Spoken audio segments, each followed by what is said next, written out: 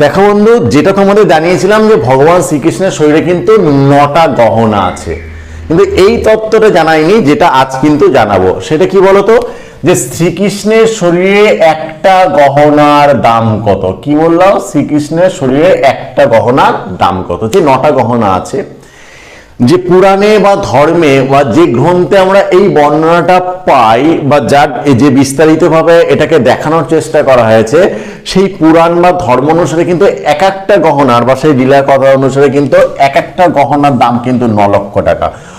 যদিও শ্রীকৃষ্ণের শরীরের কোনো জিনিসের কোনো মূল্য আমাদের লৌকিক দিক থেকে নির্ধারণ করা উচিত নয়, যায় না, তবুও যদি করা হয়ে থাকে বা উল্লেখ করা হয়ে থাকে গ্রন্থে, তাহলে সেটা কিন্তু বলতে হবে যেটা উল্লেখ করা আছে সেটা হচ্ছে যে 9টা গহনা ছিল, প্রত্যেকটা গহনার দাম কিন্তু, অর্থাৎ এক একটা গহনার দাম কিন্তু 9 লক্ষ টাকা।